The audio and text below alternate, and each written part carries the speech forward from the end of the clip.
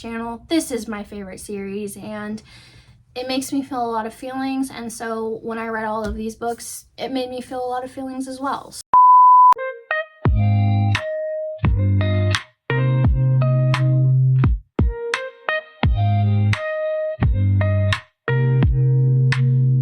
Hey guys, what's up? It's Ashley. Welcome back to my channel. Today's video is actually pretty fun for me. This is kind of a little bit a long time in the making because the amount of requests that I've had across all of my socials, Bookstagram, Booktube, Book Talk, all of that to make this video is actually kind of funny. So I love Boys of Tommen. We all love Boys of Tommen. It's a very magical series that affects us all in certain ways. I feel lost and empty inside when we're done reading it. And I know, like, for me, when I first found the B13 and K13 duet before Saving Six had even been announced, I felt so empty after finishing it, and I needed more. I needed more with the vibes, everything like that. And so I did find stuff afterwards, and so I threw them all in a list, and I know everybody else feels the same after reading this series. I mean, if you love it, you're gonna feel the same after reading it. You just feel this like sense of emptiness. I put together a list of books that I think are a little bit similar to Boys of Tommen. In my list, I have different aspects. We have the friend group. I have books that will cover like the Johnny Shannon type of relationship with that hero complex, where sports is like our prime goal. I have a lot going in this list. So without further ado, let's just get into that. The first one that I'm going to talk about is another Chloe Walsh series. This is actually the series that I jumped right into after the B13 and K13 duet, and I instantly found that this series did have similar vibes to Boys of Tommen. So it is the Broken series by Chloe Walsh. This is the OG cover. I'm just holding this up for a sec, and then I'll just put the new cover up. So this is a 4-book series covering one couple. This was Chloe's first series that she ever wrote. It takes place in the States, and instead of high school age, we have college age. So a little bit mature. I know a lot of people have problem reading about high school relationships as an adult, and so this one, they are college age, so a little bit older. Books are going to follow Kyle and Lee, and Lee is our female main character, and she was raised by her single dad who was an abusive drunk. Sound familiar? Well, prior to the story starting, Lee wants to take matters into her own hands and escape this life. And so her best friend growing up, I think, is like a year older than her or something. And so she is going to college in a different state. And she had told Lee, whenever you're ready, come look me up and you can stay with me. So Lee hops on a bus to Denver and she ends up staying with her best friend. Well, her best friend lives in a house with her 2 friends, and one of them is Kyle. And Kyle is like a brand new millionaire. He had inherited his grandfather's like multi-million, maybe even billion-dollar hotel empire. And the kick in all of this is that Kyle didn't want all of this money, and so he is dealing with his own drama and demons because his father didn't get this inheritance from his grandfather. His father hated Kyle, so it's a whole thing. And then Lee is dealing with the demons of growing up abused the way that she did. Kyle definitely wants to come in and save her and take care of her, but like I said, this is a 4-book series. It does cover just this couple, but the drama, man. My camera died, so sorry if the angle looks a little wrong. But anyway, Kyle and Lee are just gonna go through hell and back in their 4-book series, and then after you finish that one, then you're going to want to jump into the spin-off series, which is Carter Kids. Now, I have seen a lot of bookstagrammers and book talkers talk about this series, but I really think if you want all of it, like all of the emotions, and to get the best picture, definitely start with the Broken series just so you can get everything, because drama that happens in that series is going to carry over into this series because of decades long revenge and people just not getting over their shit. But anyway, Carter Kids is going to be a 6-book series, and the first 4 are going to cover Tegan and Noah. And Tegan is an Irish exchange student, so we have a little bit of Irish in there. I think in book 2 they end up in Ireland for a little bit. But this is a next door neighbor relationship. They are seniors in high school, and what's fun about this relationship is they go through time jumps. So only this first book takes place in high school, and then after that it jumps like 7 years. So they also go through a lot. It's a little bit of a bully romance in the beginning because Noah's stepsister does not like Tegan, and so she makes Noah treat her like shit too. Noah is also an underground fighter for his stepfather, so there's a lot going on with that. So much happens to this couple. And then in books 5 and 6, we are going to cover a new couple, which is Hope, the daughter of Kyle and Lee from the first series. And then she has a love triangle with her husband Jordan and an ex-felon named Lucky. And I am mentioning this because so many people are not excited for Claiming 10. A lot of people don't like Lizzie, which I rightfully see. I, however, am a Lizzie stan, so whatever. But a lot of people, they don't like Lizzie, they don't like Huey, and they don't want to entertain the idea of a cheating trope in their books, which is fine. Everyone is allowed to like and dislike what they want. However, I have read the cheating trope done by Chloe Walsh, and in my eyes, she did a phenomenal job. In fact, books 5 and 6 of this series are actually my favorite Chloe Walsh books after Boys of Tommen. I think she just did the angst and the hurt and the emotions and everything that comes along with cheating so well that you really didn't know who to root for. It was just great. So, like I said, if right after Boys of Tommen, jump into the Broken series and then Carter Kids, because you're just going to get all of those emotions, found family, lots of drama. It's just, I think it's going to be the closest to that, and it's by the same author. So there you go. All right, so this next one is available on Kindle Unlimited. I actually just found this a few months ago.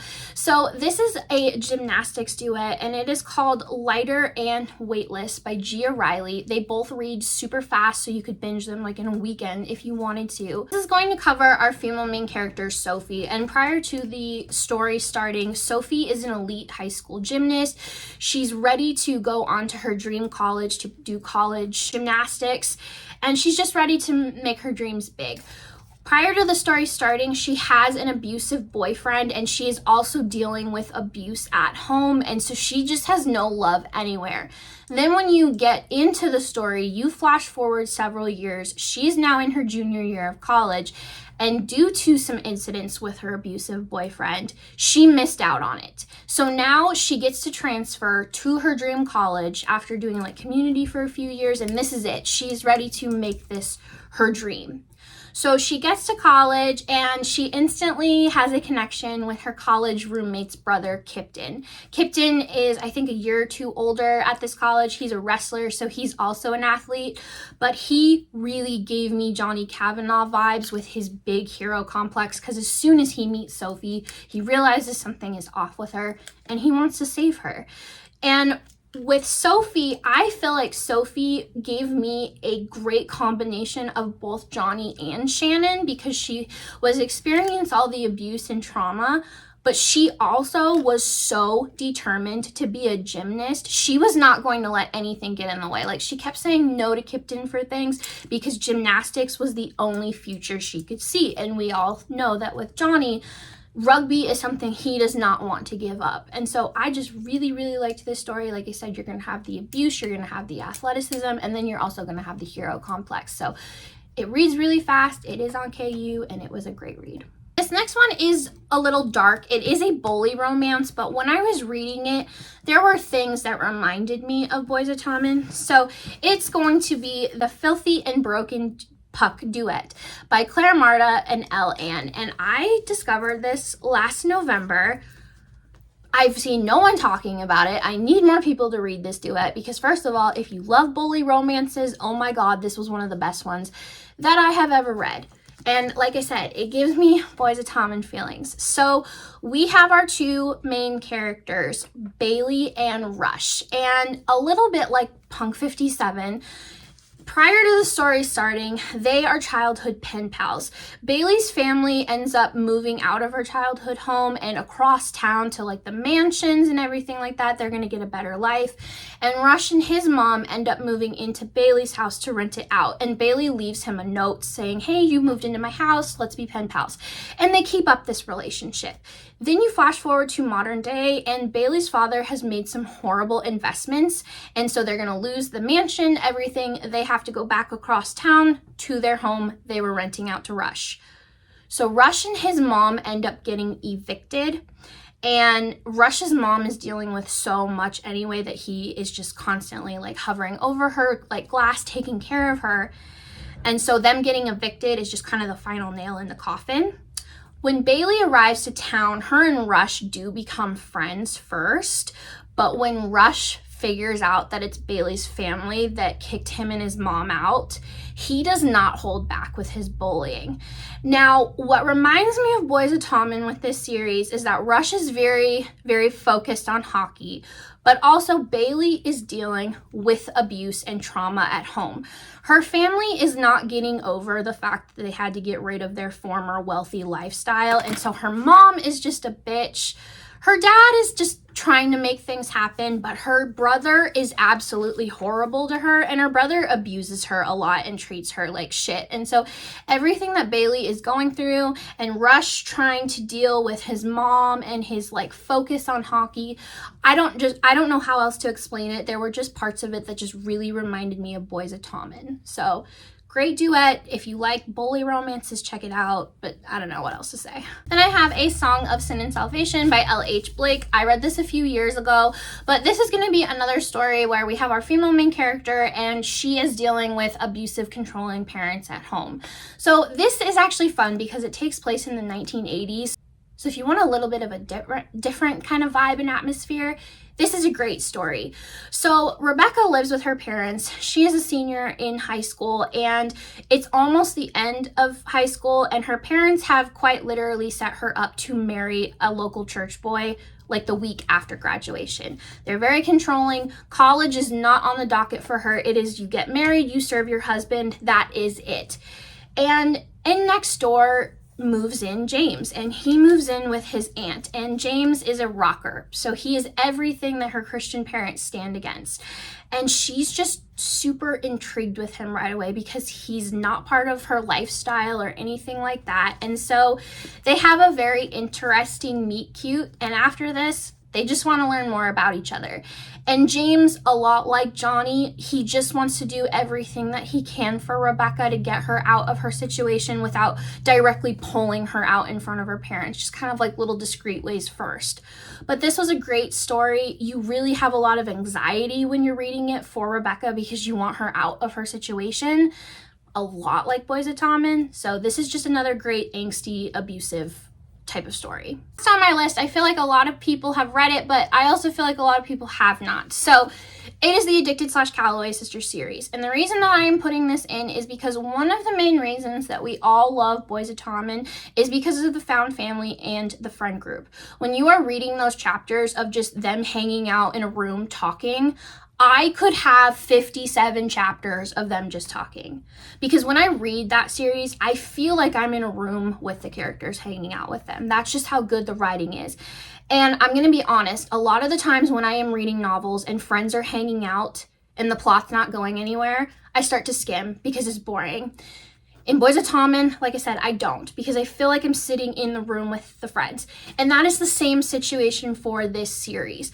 The other reason that I'm throwing this series in here is because one of our main characters, Lo, he is an alcoholic and he has a lot of problems with his father. Like Joey Lynch in Boys of Tommen, that's kind of why I went with these vibes. The couple of Lily and Lo are quite a mess, kind of a little bit reminded me of Joey and Aoife. Aoife is obviously a lot stronger than Lily, but I just, I feel like I needed to throw something in with addiction and trying to deal with horrible fathers breathing down your neck. Obviously, Lo's father is in no way near the horrible capacity that Teddy Lynch is.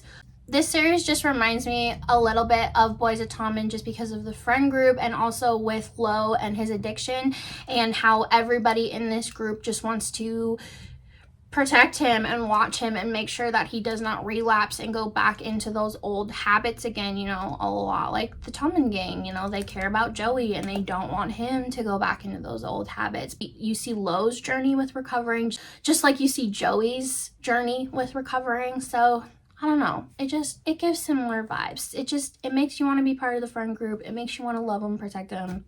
I don't know what else to say. Alrighty, so that is going to do it for my list of books that I think have similar vibes to Boys of Tommen, or the relationships, the tropes, just whatever.